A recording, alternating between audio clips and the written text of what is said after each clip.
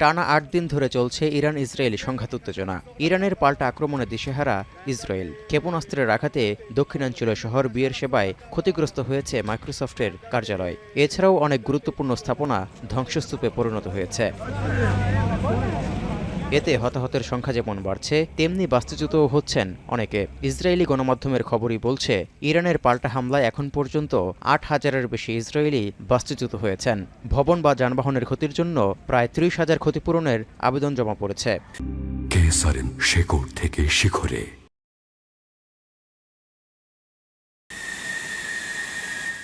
এদিকে ইরানে এখনও বন্ধ রয়েছে ইন্টারনেট পরিষেবা। এর মধ্যেই শুক্রবার ইরানের পশ্চিম ও মধ্যাঞ্চলে আক্রমণ অব্যাহত রাখার কথা জানিয়েছে ইসরায়েল। পারমাণবিক অস্ত্র উন্নয়নের সাথে জড়িত গবেষণা সংস্থা সহ বেশ কয়েকটি সামরিক লক্ষ্যবস্তুতে হামলার দাবি ইসরায়েলি সেনাবাহিনীর। এছাড়াও উত্তরাঞ্চলে থাকা একটি শিল্প কারখানা আক্রমণে ক্ষতিগ্রস্ত হওয়ার খবর পাওয়া গেছে। אנחנו מאפשרים לעצמנו עוד מרווח ואפשור של המבצע לאורך זמן.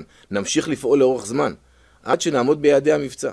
এদিকে সংঘাত বন্ধে ট্রাম্প 2 সপ্তাহের সময় বেঁধে দিলেও ইরানের সব পারমাণবিক স্থাপনা ধসিয়ে দিতে যুক্তরাষ্ট্রের সবুজ সংকেতের জন্য ইসরায়েল অপেক্ষা করবে না বলে হুমকি দিলেন নেতানিয়াহু। אני הנחיתי שלאף אחד לא תהיה חסינות באיראן. מעבר לזה אני לא חושב שראוי להוסיף או נחוץ להוסיף. אני חושב שצריך לתת এমন পরিস্থিতিতে বিশ্ববাসীর চোখ এখন সুইজারল্যান্ডের জেনেভায়, যেখানে যুক্তরাজ্য সহ ইউরোপীয় নেতাদের সঙ্গে আলোচনায় ইরান।